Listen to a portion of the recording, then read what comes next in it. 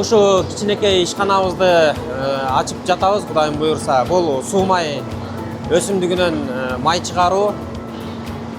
Негизги бул сафлор майын өндүрүп чыгарууга пландаштырылды. Бул сафлор өсүмдүгү боюнча айтып кетсем, бул биздин кайрак жерлерге айдалбай туруп себилип өстүрүлгөн сафлор. Кайрак жерлердин себ оборотуна биринчиден, экинчиден ушу элибизге таза суу май, таза азык болуп берерине баягы көрүп, ошонун негизинде анан ушул ишти баштаганбыз. Ошо менен катар эле семена лына деп коет экен орусча. Кыргызчасы зыгыр. Ушундан дагы омега 3, омега 6 деген витаминдүү азык болот экен. Бул в основном дарычылыкка колдонушат экен. Муну биз өзүбүздүн пойлага да сыноо иретинде себилип, азыр муну дагы май чыгарууга даярдап жатабыз, Кудайым буйрса. Бул цех боюнча айта кетсек, бул Кытайдыкы. Бул ысытылбаган, эч кандай химикатсыз, таза өзүн эле салып, эч кандай эчтеке кылбай туруп суу май кылып чыгарат да. Бул эмне дегенди билдирет? Бул витаминдерин өлтүрбөй туруп таза суу май чыгарат да. Бул бир күндө 1 тоннанын тегерегинде суу май өндүрүп чыгарат экенбиз.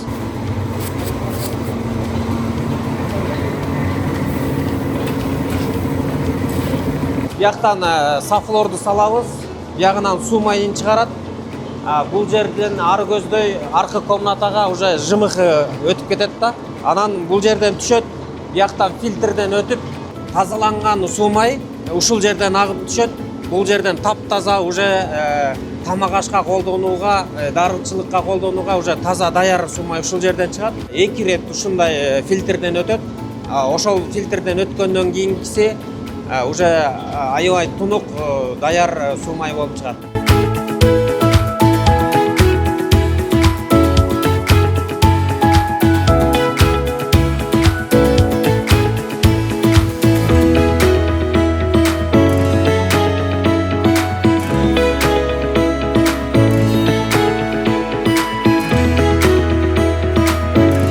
Ишканабыздын ишке жаңы киргендигине байланыштуу толук автоматташтыруу системасы бүтө элек. Ошон үчүн азыр уже бүтө жаздап калды буйрса. Бул 3 тонналык бачок. Бул таза майлар могуга келип чогулган майды насос аркылуу дагы бир жолу фильтрленип барып, бул жерден бутылкаларга сливайт эткен жери ушул жер болот да. Буйрса келечекте автоматташтырууга пландарыбыз бар буйрса.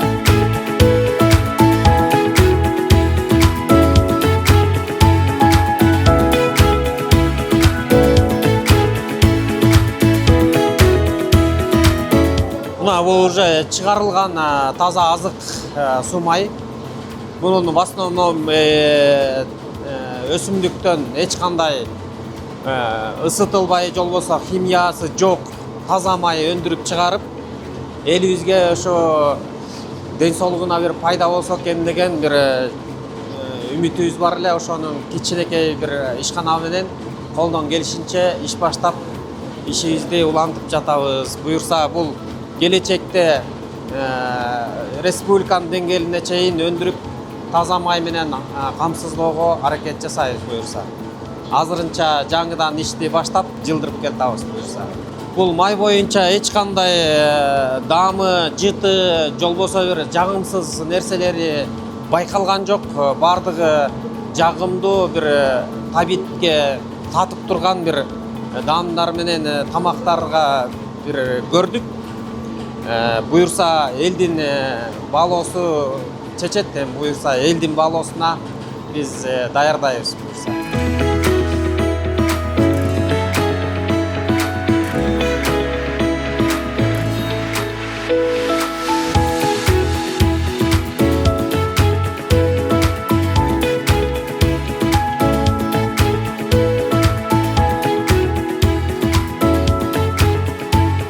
Май чыгып атат. Ушу айылга келгени жакшы болду. Ушул майдын иштегени, ушул жерде ишкана.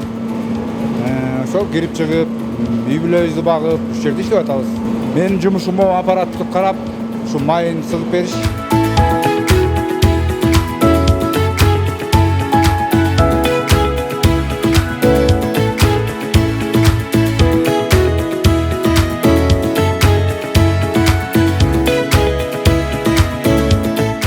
мына бул жерден чыккан жымык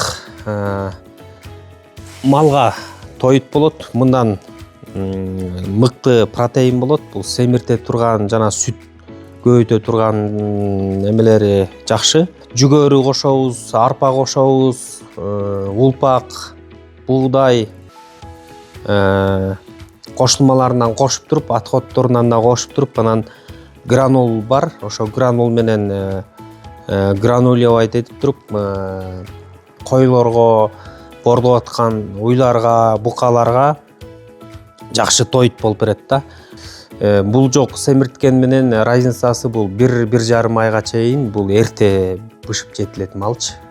Ошончолук бат семиртүүгө жардам берет.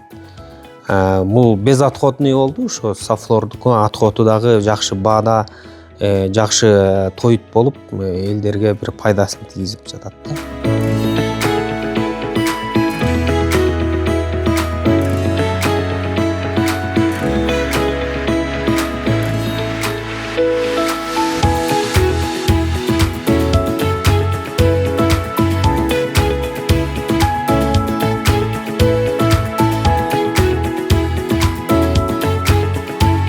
Saflor бул тазаланып мүшөктөргө жыйналып бияка тизилип атат. Жалпы 100 гектардын тегерегиндеги Saflor өзүбүз сепкен болчубуз. Ошону тазалап бияка жыйнап атабыз. Быйылкы жылкыга сезонго чейин кайра Saflor'убуз жетиштүү деп ойлоп атабыз. Буюрса анан кийинки жылкыга дагы жазгыга сеп, дагы элдерди көбүрөөк элдерди септирип, үрөндөрү бизде өзүбүздө да жеткиликтүү. Россиядан биринчи репродукцияларын, элита сортторун алып өстүрүп даярдап койдук. Семена лына деп коет, кыргызчасы зыгыр. Андан дагы бир 20 гектар сыноо иретинде быйыл сепкен болчубуз. Анын да жыйынтыктары жакшы. Буюрса аны дагы жолго салууга даярбыз буюрса. Ушул Saflor боюнча башка жактарда да сеп, башка райондордо көпчүлүк жерлерде сеп, муну сыктыра албай, жолбосо каяка сатабыз деп сата албай аткандарга Кудайым буюрса биз ачылып даярбыз. Эң главный ушул таза азык болуп атат. Азыр химиясыз таза азыкты өзүбүз элибизге жеткиликтүү кылып, биздин келечегибиздеги артындагы муундарга бир таза азык даярдап жолго салуу мүмкүнчүлүгү болуп, Кудайым буюрса ошону ачып турабыз. Азыркы күндө ишти жаңы баштаганда бир 4-5 адам менен ишти баштап атабыз. Келечекте бир эмки жылкыга дагы бир ушундай цех дагы кошумча болуп калган болсо, дагы бир 10 ашык киши менен иш алып баруу болуп калат буюрса.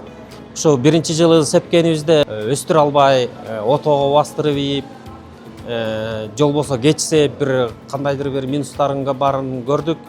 Терең сеп алганыбыз да болду.